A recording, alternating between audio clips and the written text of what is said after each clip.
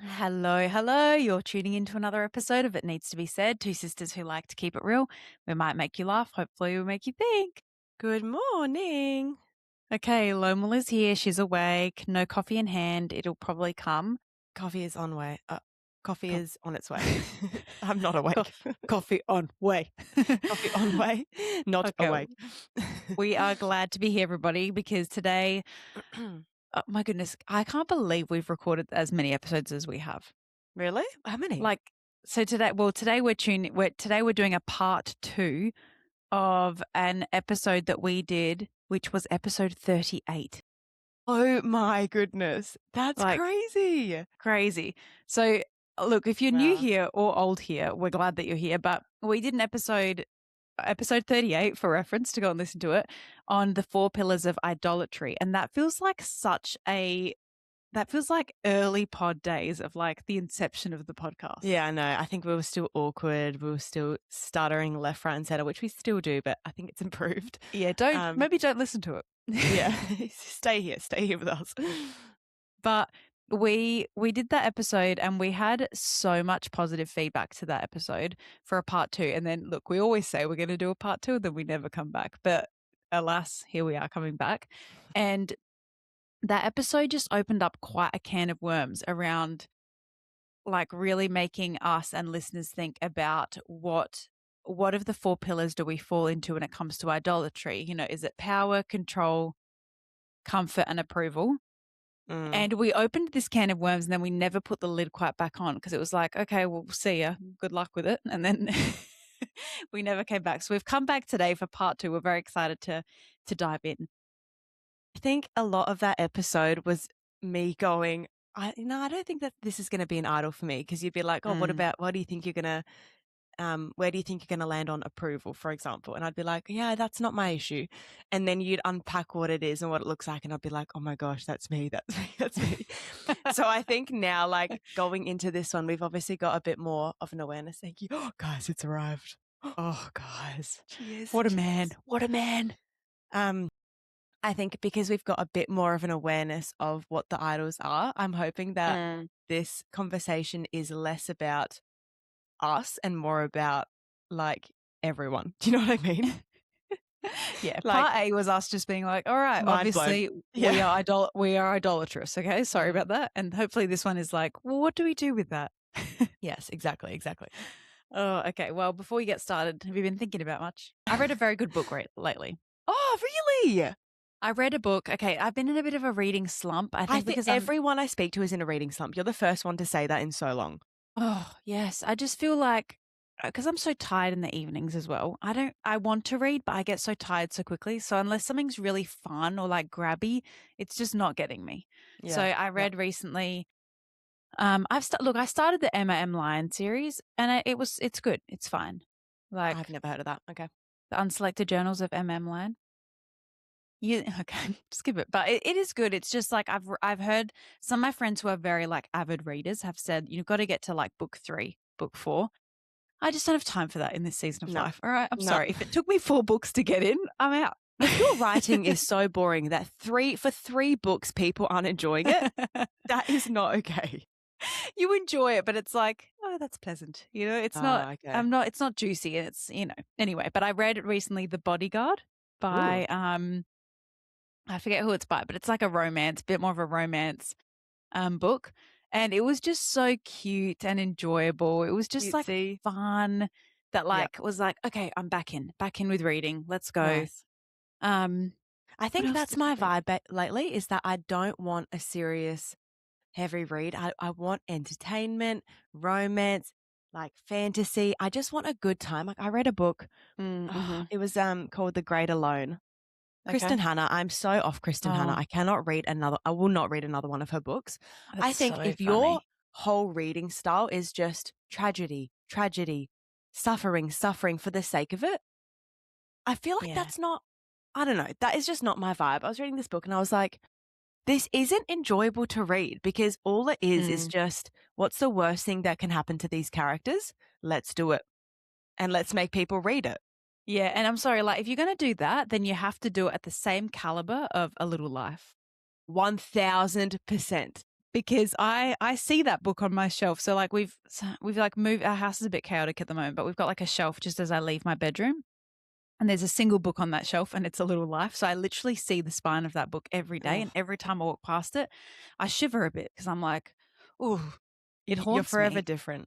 It haunts me. It's changed me. But you know what? It had the caliber of writing and the character development to for it to Yes. stand on my shelf But that's the proudly. thing. It wasn't just about that. It was like Yeah. beautifully written. It was poetic. It was like so Mm. endearing, and you fell in love with these characters as they were suffering. It wasn't Yeah. just, oh, he gets shot in the face for no reason. Oh, he's he's lost his face. End chapter. The end It's like- chapter, the end. It's so Oh, funny. mate. I've never read a Kristen Hanna book for this reason because every time I Never read do the it. blurb or like someone recommends it, I'm like that sounds like I'm going to hate my life and be sad about the book. And I just can't What have is that. the point? Like, Yeah. maybe people like that stuff if it's like your life is like super cruisy, there's no friction in your life. We are mums. We are already fighting for our lives. I don't need more suffering when I sit down in my bed. I have reached the pinnacle of friction. Okay. Yeah. You should. Yes. The Bodyguard is like cute. It's very like cutesy, easy to read. Also, is it a little bit cringy? Sure. But you I know don't mind what? that. That's okay with me. Like, Give me the cringe. I think, is it unreasonable that this like 4-foot woman is a bodyguard? Yes. And Oh, I it's a think that woman. that's, it's Let a her be a woman. woman. Let her be a woman. They're letting her. So anyway, if anyone who needs like just a light little pick me up, that's been quite good. Okay. Okay, that's cool. But I'm trying to get Neelis back into reading because he's not a reader and I wish he was. Every single year, everyone says it's my New Year's resolution to read more. And then we start strong in January, and I've really tried to push him.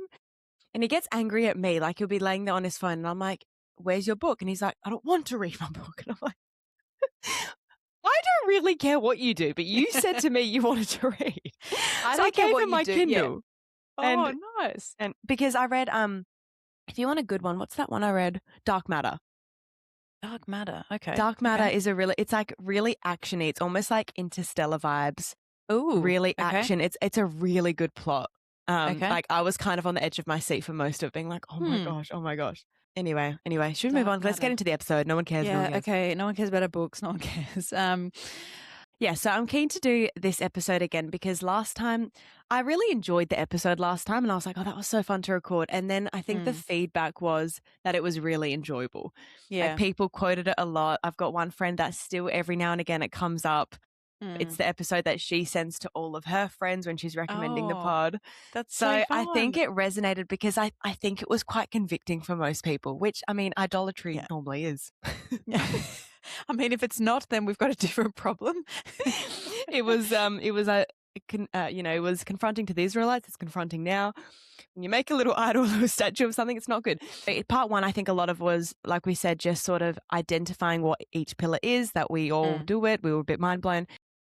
Part two, we want to dismantle each of those pillars. And John Piper has this incredible quote where he says, idolatry starts in the heart. Craving, wanting, enjoying, being satisfied by anything that you treasure more than God. I mean, do we just end it there? Like, I think that's enough. I could ponder on that quote for the rest of my life, I think. And in fact, I think we all should. Okay. The reason why I like this quote is because I think I've always thought of, when growing up reading the Bible, I think idolatry is like making an idol, or people say anything that you love more than Jesus. And it's like pretty easy for me to go like, no, I don't love stuff more than Jesus. Like I wouldn't ever wake up going, yes, I love money more than Jesus. Like, Yes. And I feel like most believers aren't walking around feeling like they love stuff more than Jesus, you know? But this, I think, puts it into like a Western lens that is like accessible to us because of the words like craving, wanting, enjoying, like being satisfied, anything more, anything that you treasure more than God. And that for me is convicting because it's like, oh, do I enjoy things more than being with God? Yes. Like, yes, I do. And I'm an idolatrous. Yeah, when 100%. like the weekend comes and I want a break or I want like a little bit of reprieve or whatever, is it because I'm so like excited to run to run and sit with the Lord? Or is it because what am I craving on that Saturday? What am I hoping is like going to reset me for the week or whatever? And so it's like, no one can read that and go, oh, that's not me. Oh my gosh. Yeah, 100%. Wanting anything more than what you treasure in God. Mm. Wanting anything more than God. Being Yeah. satisfied in anything more than God. That Mm-hmm. achievement, that Mm-hmm. pay rise, that relationship, Yeah. anything that is idolatrous. Yeah. Okay, so for people that haven't listened to episode 38 or have come in being like, I'm not sure what my idol is, I like a quick diagnostic tool, because we're not going to probably talk through how to diagnose them today. We did that in the past episode, but a quick diagnostic tool that I was reading about today is like when you're daydreaming, where does your imagination wander? Like, what are you wandering to? And when you have like time alone or whatever, like, what is it that you want to use that time for? And what is it that like fills you, even when you're praying, like what are the main things that you're praying about? What are the main things that you're hoping for in the year to come, striving for? Mm, Because I think those things can sometimes reveal, maybe not necessarily an idol, but at least like, oh, where are you leaning a little bit mm. to? Yeah. Um, And if someone like quickly surprised you and they were like, okay, you can have one thing right now, what is it? What mm-hmm. would you say? Would it have Yeah. anything to do with the Lord? Yeah. Or, and also like, what are you scared of? Yeah. Like when someone's like, what's your worst fear? Like what would be really horrific to happen to you? Obviously your face being shot off like we talked about. That was very, very aggressive. Sorry. That actually But hasn't happened in one of the books, by the way. But anyway. yeah, I hope not. It's a quick book, but yeah, what is it that you're scared of happening? Like what's some of your fears? Because that would probably be like what you're holding fast to. So, Mm. okay, let's jump to section 2. So, okay, so Matt Chandler, who we love Matt Chandler. Matt Chandler, if you ever stumble upon this, you're welcome to join us on the Oh, podcast. yes. Be a We don't sister in the deserve you. pod. Be a sister. But he talks about idolatry as idols like having a role of being a functional savior. And I Mm. like this as well because, again, like the way I've always historically thought about idolatry is like, oh, people will say like it's anything that you put your faith in to save you. And like that just doesn't make sense to me. Like I'm not walking around being like money is going to save me. I don't think anything's going to save me, get me to Yes. eternity. Yep. So I like that he talks about that in the sense of like it's a functional savior. So he says an idol is anything we rely on to self-medicate our pain, calm our fears, or control our environment rather than turning to Jesus. Oh my God. I mean, again, it's just, You know what it's, really hits me there? Just mm, because of like where I'm at in life. Calm our fears. okay. What Why? comes because oh gosh, I'm sorry that I air out dirty laundry on the podcast too much, but there just is a lot of like financial pressure and like stress that we're feeling at the moment. Yeah. Like that, and that is a fear, like not Mm. being um financially stable, Mm-hmm. which Mm-hmm. obviously is a very reasonable thing to want, Sure. Yeah. but there is definitely a threshold when it crosses to fear. Mm-hmm. And my planning, my diligence, my like hustle is what's calming my fear, not Jesus. Right. Like the control of it. Or just me doing something about it. Yeah. And I Yeah. guess that is that like controlling the environment rather than turning to Jesus. Of course I do Mm, both. yeah, But sure. what's really calming my fear is okay, well I've got this plan. Sure, sure. Yeah, yeah. You've got the action steps, the Y- blueprint for it. I've got the blueprint, Mm, I've got my 2-year plan, I've got my 5-year plan. yeah. That's true. Gosh. That's a good one. I think for me it's controlling our environment. And I wouldn't say that I think I said this on the last episode. I don't think I really struggle with control. I don't think control is my idol, but I think that my environment feels so out of control, like so chaotic that that's the thing that like will spin me into like feeling overwhelmed or whatever. Not because I want to control it, but just it feels so chaotic that I'm like, "Oh my goodness, like this is just So it like not having control. It's not like that you have that like deep desire to control it, but not having that control has an impact on you.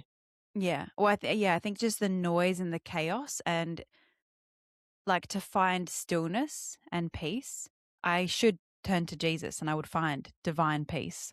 But instead, I would maybe turn to Yelling at your kids. yelling or like, yeah, frustration, anger, maybe Mm, even like doing something very productive, like cleaning mm, or whatever, organizing, because yep. it's just like compensating a little bit. Mm, Um, so yeah, idols, I think our idols, like they're not random, but they are like a godless attempt to satisfy very good human desires. Like yes. the desire to be like financially stable, good godly desire, you know, but it just gets like derailed a little bit when it's not, I guess, under the Lord, unto the Lord. Mm, mm-hmm. And I think that's the difficult part of being a Christian that's on the journey to sanctification is that, because, well, I don't want to presume I know your walk with Jesus, but a lot of our listeners, I would say, are mature Christians later on in Mhm. life. Yeah, And so I would hazard a guess that you're not sleeping around. Maybe you're not sure. getting, drunk regularly. It's not, drugs or Mm, whatever. You're probably in your family life season. And so most of the things that you're doing do have like a wholesome banner over it, sure. just on the Yeah. surface. Yeah. So I think there's a really tempting, I think it's quite tempting to think that, well, all these things are just good no matter how we engage in it because it's a good thing. It might even be a biblical thing, it might be a biblical command. Your Hmm. marriage, for example, your children, Right. doing things for your household, Yeah. And so I think if we don't pause and self-reflect on these things, I think we might miss a really important opportunity for refinement. Right. And like deep dependence, Yes. Yep. because you can live this way and like live a good life, but Mm. it won't be a sanctified life. That's the problem. Okay, well let's do the counterfeits, because I think this was really Yeah. interesting. We tried to do this ourselves on the last episode, and I think we were just like, it was too overwhelming. So let's do this first one. Okay, so Mm. an idol of control, the counterfeit, or what it's kind of trying to replace, is trust. So using control as a functional savior to calm fear rather than resting in God's peace. I think that control would probably be one of the biggest ones for our listeners. Mm. I'm hazarding a guess just because most of our listeners are female, and I mean, most of us are probably type A. That feels like a control idol. I mean, I can only speak for myself. That feels very pointed. I feel personally victimized by that definition. And maybe Mm, not even like I think again it's easy to read that and be like, "Oh, well I'm not afraid of things. Like I'm not afraid of sure. like these situations." But I think we are. Like I think we Mm, are afraid of things. I think when there's like for example, oh my gosh, this is a bit random, but the other day I was speaking to my friend who was a bit like struggling in her marriage a little bit. And her husband honestly was dropping the ball um, okay. quite a lot. And I'm all about let's have a conversation about it. I think you need to confront him about it, write him a letter, whatever, whatever. Mm, And then she convicted me so much because she was like, "Oh, actually, I've been reading The Power of a Praying Wife." mm. And she's like, "I'm just praying for him." And I was like, "Oh my gosh." I was like mind blown that that's an option. I was like, "Okay." Anyways, the next time I chatted to her, she was like, "Mate, you wouldn't believe the Mm, difference that there's been. Like, and right, I've just prayed for him. Like, that's all I've done." And I was like, right. "Oh, Convicted. like, so convicted because Mm, even that is control. Like, confronting every issue, even if it's a respectful conversation, like, if that's your go-to rather than praying for him, right, right. that is still control. It doesn't mean Mm, that you're sitting there like afraid, but you still want to like take control of the situation and you want to make the impact, you want to make the change. mm-hmm, That mm-hmm. is me. It's not, I think I don't really resonate with the I'm fearful. Sure. um I resonate with, well, I'm a doer. I'm not a problem person. I believe Mm-hmm. most people have more control of their issues than what they think. And so I think I take that a bit too far in this sense. And I just go, well, I can fix all these things and I'm going to confront the issue and it's going to be resolved. Right. Right. Instead of praying, like rather than praying. It's not a both and thing for me most of the Yeah. time. Yeah. Right. I wonder as well if if for control, it can be about less about being fearful and more just like, but taking control makes me feel. Yes. Wow, my definition has lost me, but it makes you feel better because you're feeling competent. Yes. Yes. Rather than going, well, actually, God doesn't call me to take control of this environment, and actually, sometimes He tells me to do the opposite. Like control for me feels like the litmus test is like, are you willing to let something go? Are you willing to let something slide? Are you willing to let someone else be in control? Like that's kind of what would like trigger it. I would think. Yeah. Yeah. Did you see that? Did you see that thing I uploaded on Instagram last week or the week before about a clean house? No.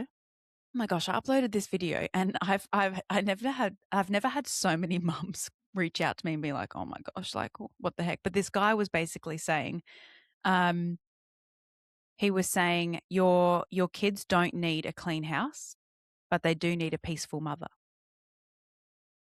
And the lady who's interviewing this guy was like, "Well, can't they have both?" And he was like, "I'm not convinced that they can." And then he said, I literally just got goosebumps.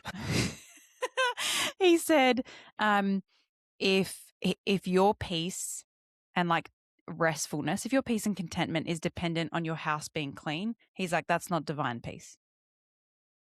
And it was, and then he goes on to say many other things, but it was so confronting of like, yeah, would we let the house go in the name of like resting in the Lord's goodness and in the peace that he brings in the chaos of a messy house? Or does cleaning the house and resetting it and making it perfect make us feel peaceful? So true. Oh my gosh. I know, I didn't care for it.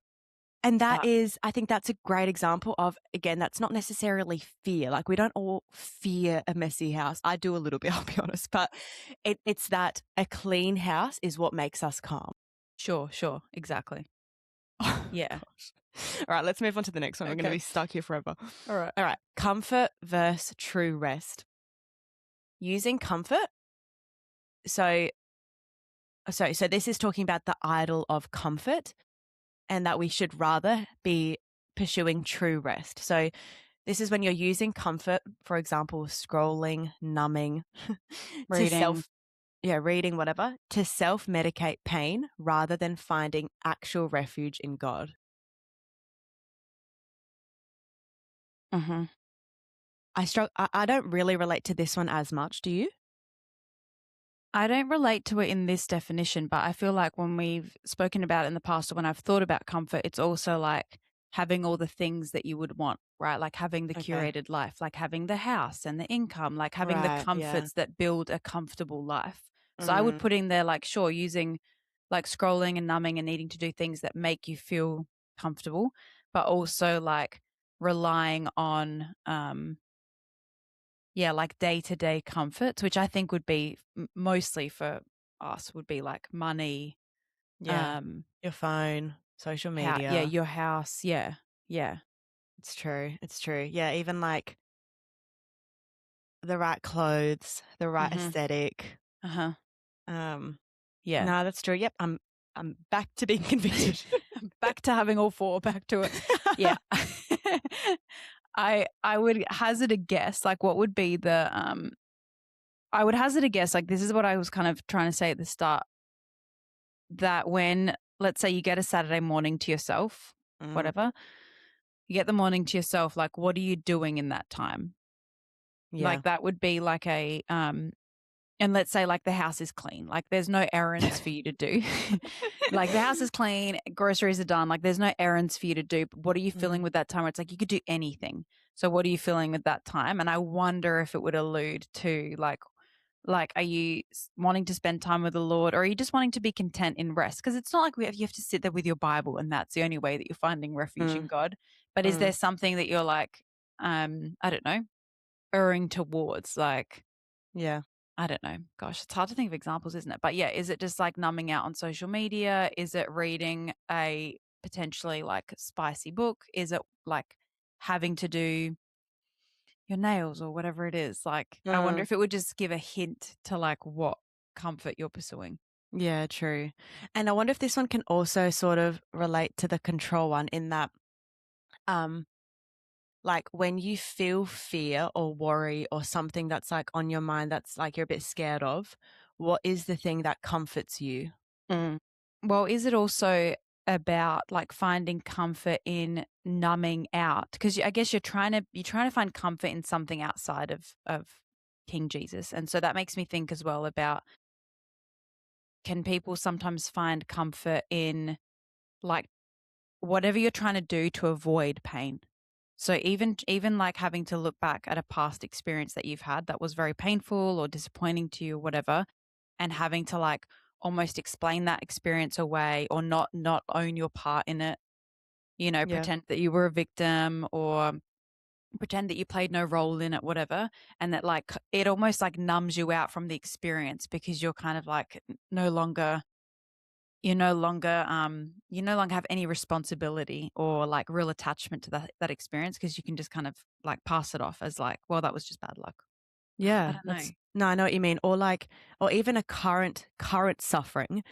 It's like you just not engaging. Like, how do I? Yeah, it's a hard one to explain. I know what you're trying to say, but I think I think using like we can use so many things to not engage in past hurts, past sufferings, past mistakes, even Mm-hmm. instead of just like owning those things and knowing those things are true and could happen again and still finding rest in Jesus. Like, yes, I went through that massive hurt with that relationship. Look, honestly, I played a part in X, Y, and Z. Mm-hmm. I made a mistake, and moving forward, like, this is how I'm going to rely on Jesus. Right. Well, I guess it's like an identity fusion, that it's like if you're not able to like own it or whatever, then you've like fused too much with your identity with that experience or with that past hurt or with that past relationship, instead of just being like, yeah, it is ABC, and like Jesus never treats me like that, and I can be content in the Lord despite whatever it is. Okay, number 3. So the idol of approval versus a secure identity. So relying on people's praise to enhance self exaltation instead of resting in God's unconditional acceptance. And I would say here as well that it might not even be people's praise, but even your awareness that you are conforming. Right.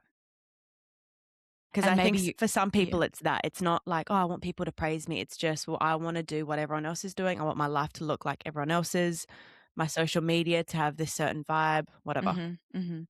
Yeah, and maybe even like I would hazard a guess as well that sure, it's about people's praise or people's approval, but even approval of yourself, to be Mm, like, no, I feel successful. I feel really good about where this is headed or whatever, instead of just like, I guess just contentment.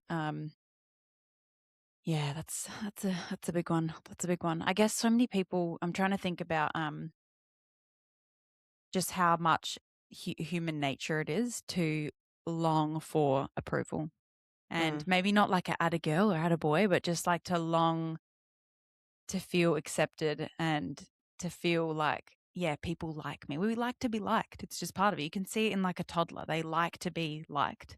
mm, Um, and I guess like for me, like one of the questions I would ask is like, does it bother you, or how much does it bother you? How much does it keep you up at night when you realize someone doesn't like you? Because we know, don't we? Like when someone doesn't like you, they make it clear. It's like it just comes yeah, across, yeah, like how much does that keep you up at night or bother you? mm, Especially about someone that maybe you're not really that connected to. Like if one of my friends doesn't like me, that's gonna hurt me, but mm. it's just like another Lucy. See ya. Okay, let me change that as well because I couldn't care less if Lucy doesn't like me, but I think I'm not going to get off that easy. I think also it could be like how much does it impact you if you go out with a group of girlfriends and everyone is wearing a specific like vibe of clothing, like really fancy or whatever, and Hmm. you're not, or like you don't have Right. that. Sure. Everyone's getting RM Williams boots. how much do you in your heart go, oh, I want that too? Like, I think that's also approval. Yeah. Do you know what I mean? Like Yeah. I don't think it's always about the individual because, yeah, I don't really care about Lucy. Like, honestly, when people don't like me, whatever. But I think it's also, like, I know that I do struggle with this in other ways, like maybe even about, do people approve of my parenting style? If I Right. parent in public, do Hmm. people nod their heads or go, oh gosh, like not good, you Right. know? Okay, my other example is when you tell someone, when people ask the terrible question of, what do you do? Which I hate. I think it's just a bad question. There's better ones to ask. But when people say, what do you do? And you say, oh, I'm a teacher, or I'm a full-time stay-at-home mum, Mm. have been for 10 years, or oh, I'm working, whatever it is that you do. However you would answer that terrible question. When you answer that question and you see people instantly clock out because that's boring to them and it's not impressive or whatever, like, what does that do to you? Yes. Because I have many of friends that are in similar seasons to us at the moment of just, yeah, you're pouring into your family and maybe do a hybrid of work or home or whatever. But a lot of my girlfriends aren't like doing their dream job, even if they're doing like hybrid work or even if they're working full time, actually, because for whatever reason. And answering that question can be very upsetting because people say, oh, what do you do? And you go, I'm home with my kids right now. And people go, oh, good for you. Or, oh, I Why? couldn't, or I could, or you go, oh, they go, oh, I could never. Mm. And you just, that the conversation is dead. You ask them what they do, you push on. Does that upset you? And Yes. why? What Why? about, here's a good one. What about when people say, oh, what was your breastfeeding journey like? Oh, right. Good one. Good one. Like, Yeah. in that, does Yeah. it fill you with like pride to say it went really well? And like, is that like a bit of a Mm-hmm. sticking your nose up? Yeah, I would even say things like, gosh, I'm just having a crack at the questions people ask, but even when people ask like, well, what's new? Like, what's been happening? Like, what have you guys been doing for fun? And you just say like, not much, just been at home, just playing with Mm. my kids and trying to make it. Like, if why do we want something to say? Like, Yeah. oh, we went Yeah. traveling here, or we've been doing this, or da da da. Like, well, let's say you've got nothing going on because life is for the majority of humans, that's what life is like. You're just Yes. like the Yes. mundane. Um, if you had nothing going on, would that be okay? Yeah. Gosh. I think anything that you answer that you feel like you have to like embellish Mm-hmm. the truth to have a specific response, Mm-hmm. that is you seeking approval. Like, even for example, if someone asks like, oh, like, what's your intimacy like for your with you and your husband? And you're like, oh, I mean, it's okay. I mean, Yeah. you Yeah. know, where you feel like you Sure. have to justify your nerves. And obviously there's some questions that people ask that like are a little bit like, makes you pointed and makes you pause and you go, oh gosh, like Mm. that's fine. But I think that the difference is that like you want their response. When you've answered the question, you want their response to be, oh yeah, cool. Like that's great. Yeah. Yeah. You're seeking some sort of response from them in what you've Mm. replied. And do you feel the need to like convince them of your position or of your experience or whatever? Because I think that can happen sometimes. And you can sometimes see it playing out. Like when you're at a catch up and you're just the observer, like you're not really involved. Mm. But you can see it like playing out sometimes where someone be like, oh, okay, like, no, I don't love whatever, music concerts. Do you feel the need to go, no, they're awesome. Let me tell you why they're awesome. Like I have to convince you so that you can like approve of the fact that I think that they're awesome instead of just being Yes. like, oh, not for me, Yeah, you yeah. know, whatever it is. 100%. 100%. All right, let's Um, move on. Next one. okay. The last one is power versus purpose. So you've got an idol of power instead of having true purpose. So you're relying on status or productivity to secure your own future instead of trusting God's sovereignty. Mm. Why do I feel like this is the male one and why do I feel like that's me? Why do I feel masculine right now? Uh, I definitely relate to this one for sure as well. yeah. Because I looked through some of the other ones and I'm just not quite sure which one I am, like bits and pieces of all of them, obviously. But I wonder if like, for me, it's not necessarily about like securing our future, but I do heavily enjoy, like not necessarily like feel like I have to or ought to, but like I enjoy productivity, and I enjoy, is it status? I don't know. Like even the podcast, like I enjoy having the podcast. Like, do I need to do the podcast? No. Like it's such a time sucker. Like, do I need to do it? No, but I like having something. Some sort of something that it's not necessarily about the approval of people. It's like my own thing of like, no, I just like feeling purposeful in different areas. I don't know. Okay, because for a second I thought you were going back to the approval versus secure identity thing, but you're saying that sometimes like the podcast or things like that might make you feel like you've got a purpose instead of your own trust in God's sovereignty. Yeah, I think maybe it's less about status and more about productivity, and not in like a controlling sense of like, I want the house to be perfect or whatever, but I do like getting to the end of the day or at the end of the week, and I feel very satisfied in having been very productive, especially at the moment, the call of my life is not actually to be productive. Yeah, Like yeah. I think when God says like, well done, good and faithful servant, it's not because I did all these tasks or whatever.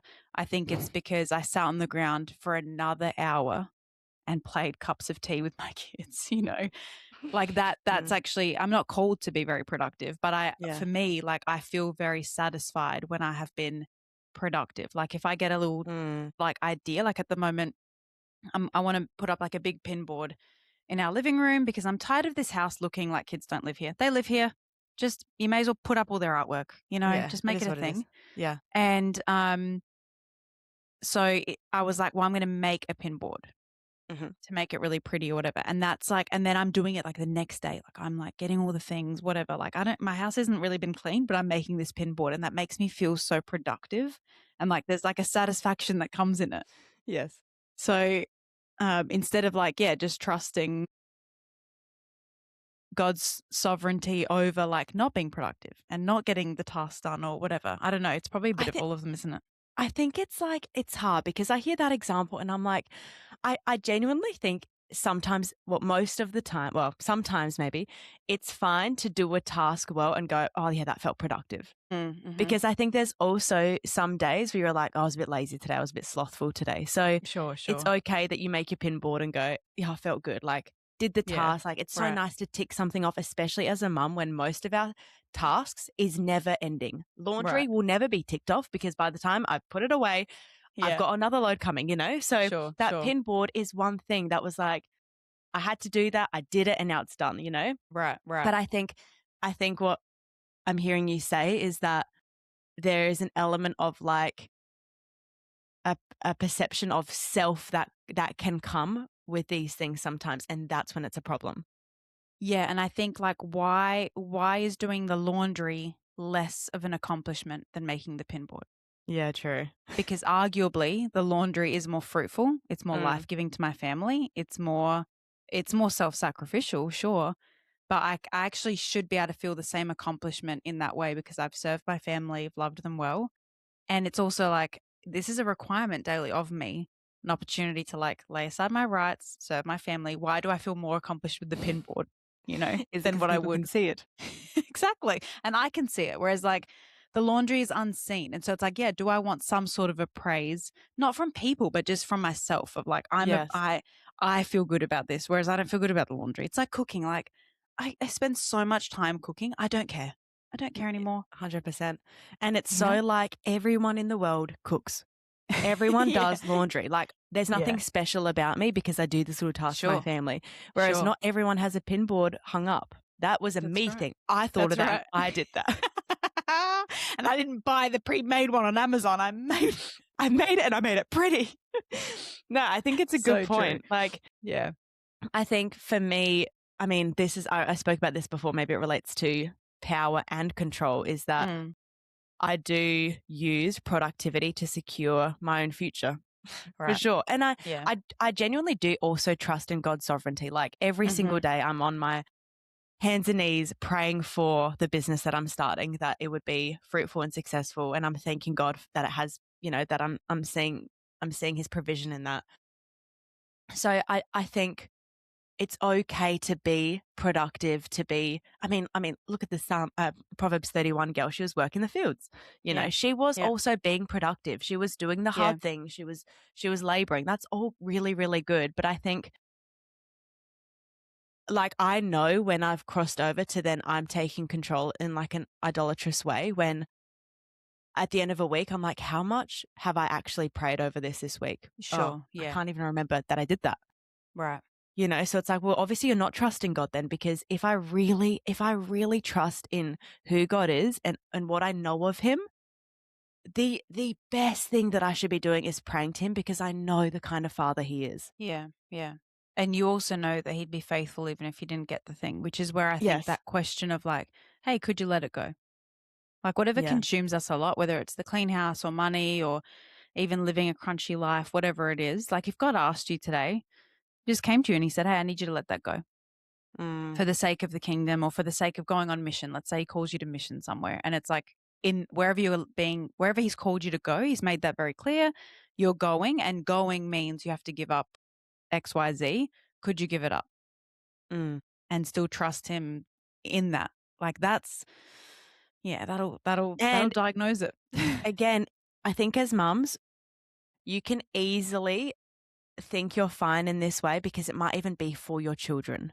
Mm-hmm. Like those things that occupy your mind for your family, those things that occupy your mind for your family, for the health of your child, for your whatever. You might think about it a lot. It might be on your mind. It might be in a lot of your conversations. I think that's also how you can diagnose yourself. What thing do you constantly think and talk about? Right. Or research on or Or whatever. research, or constantly research, constantly. And it might even be something that you are praying nonstop about, but praying for an outcome, not praying for God's sovereignty and to trust in him regardless. You know what I mean? Like Right. that can also, like, Yeah. The thing, not the character or whatever. yes, the thing, like you're praying for the thing, not for sanctification in wanting that thing. Right. Um, what was that? Mm-hmm. Where was I going with that? Yeah. Full stop. Yeah. I get, yeah, it's like tricky because I think most, like you said at the start, most of our listeners would be like reasonably healthy spiritually. Mm, And some things in our world or in our culture, I'm just thinking about the South, get praised so much, right? Being a mom, pouring into your kids, the marriage, all those things get praised so much. And like wouldn't the devil be so crafty to use that as a form of idolatry, right?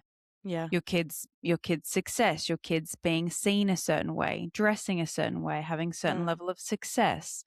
Um, and I guess this was the section we wanted to talk about is like, how does idolatry like have a ripple effect into relationships? mm, Obviously the main effect is that like it actually takes you away from the Lord, takes you away from the Lord, which is the biggest like sacrifice that we make.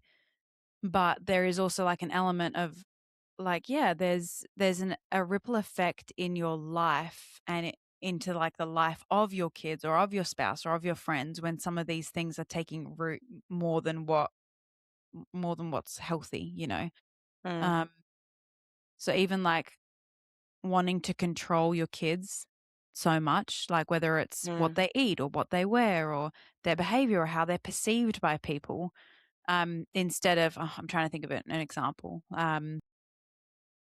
Like, let's say a kid's just having an absolute like behavioral outburst at a playground or whatever, and you're more consumed with like what people are thinking of you based on how your kid's behaving rather than actually addressing the behavior with your kid or whatever. mm. Um, like that has an impact on your child and on Yeah. your ability to parent in a godly way. Yeah. Yeah.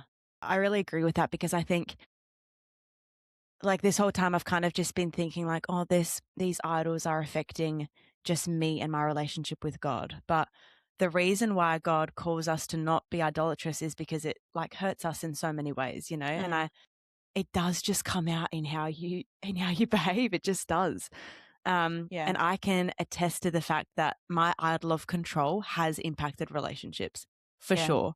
And it's sure. not always been from a bad place or that I've been in the wrong, but that was still an idol. So it is still going to have a negative impact, Hmm. like whether I Hmm. think I was virtuous in that or not.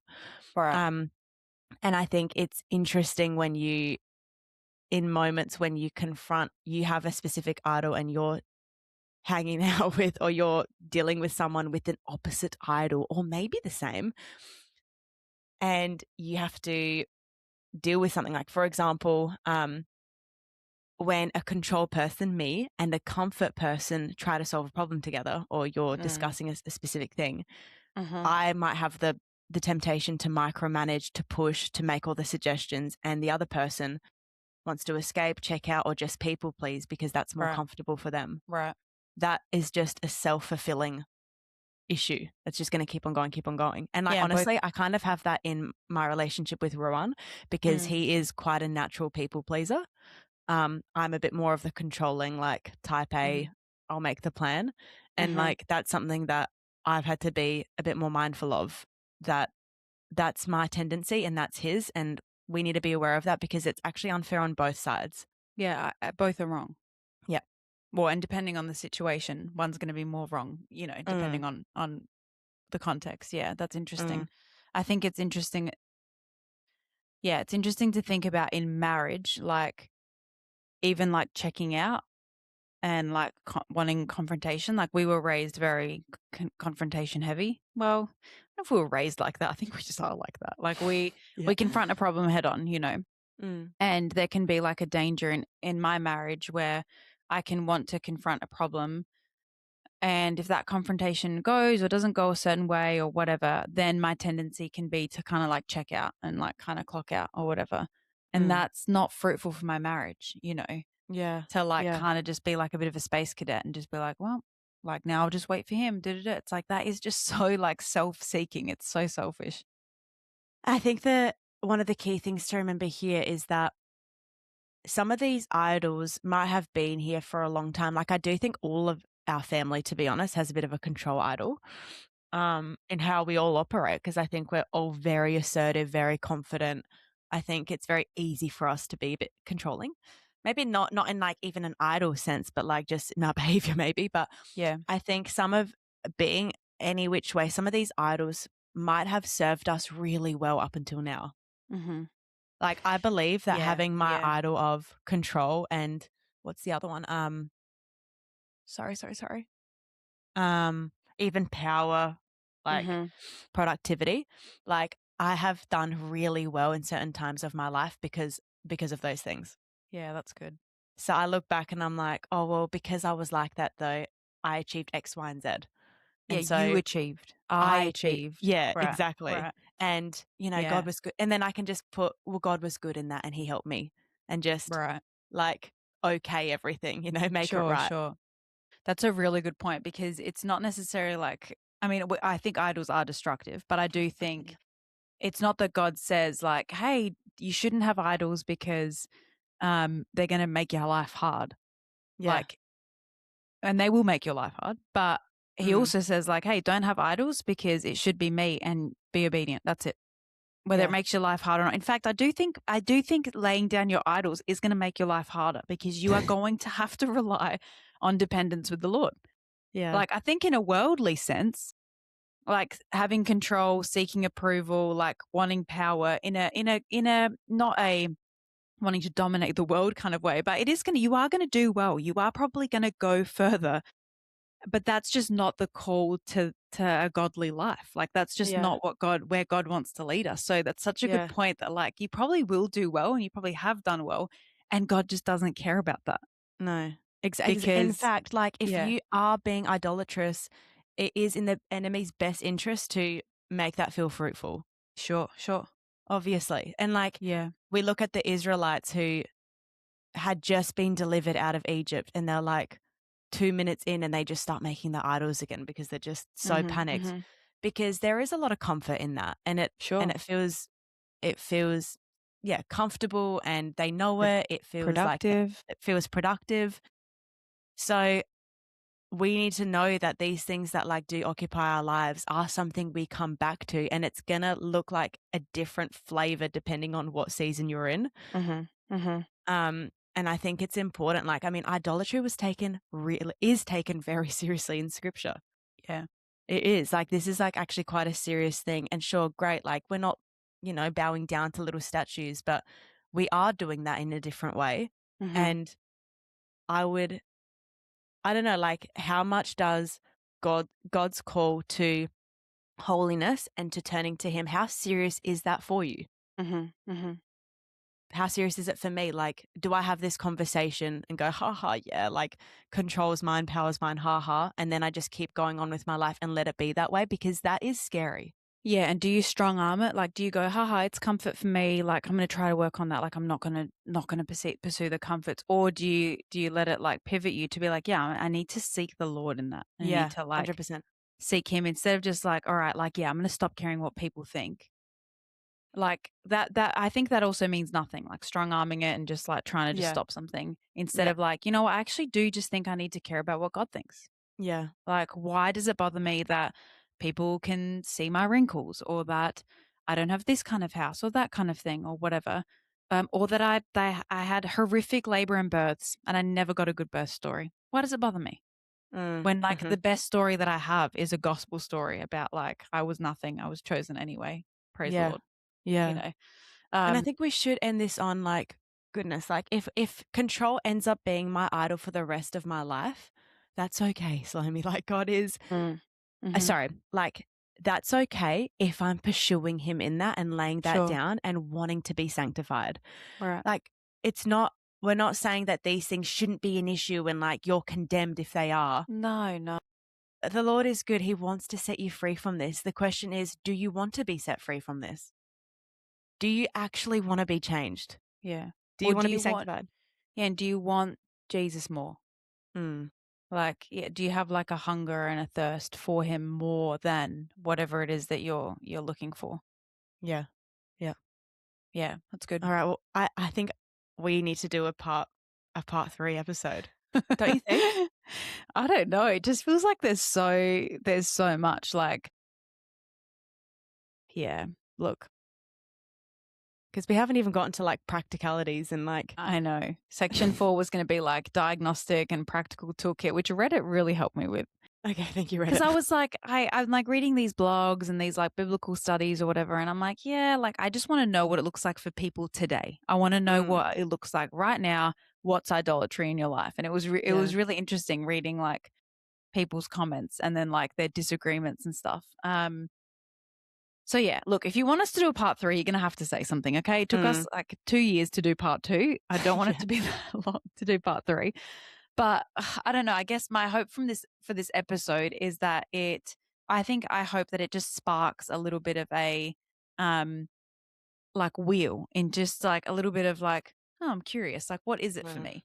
And mm, tonight when you go out for family dinner or tomorrow you're hoping for a break and you don't get it, like what is it that pops up for you? And I guess like the question I would want myself and for listeners to ask the Lord when you sit with him next is like, what are you asking me to lay aside?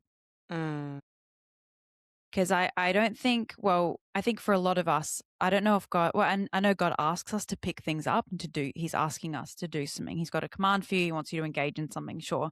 But I think for a lot of us, it's like, yeah, what's he actually asking you to lay aside and to mm, give up and to um, let lie, mm. even though it will be to your inconvenience tomorrow.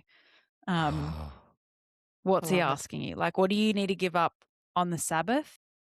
Not because it's a bad thing, but just because God says, like, hey, you giving that up for one day is actually going to require you to depend on me more come Monday morning because your Mm, to do list is actually going to be longer. And that's what I mm. want for you. What's the thing? What's the thing? What's that thing? It can't be your Guys, kids as thank well. If you're a parent, you have to take care of them. yeah, you can't lay down your kids. Thanks so much, guys, for listening to this episode. If you enjoyed it, please send it through to someone who doesn't listen to the pod yet. We really appreciate all the support from our patrons as always. We love you guys. Thank you, thank you, thank you. Guys, it is on my list to send out the hats to the Australian listeners. I'm sorry that hasn't happened yet, but it's coming, it's coming, it's coming. We love you guys. We hope you enjoyed this episode and we'll chat to you guys next time. Bye.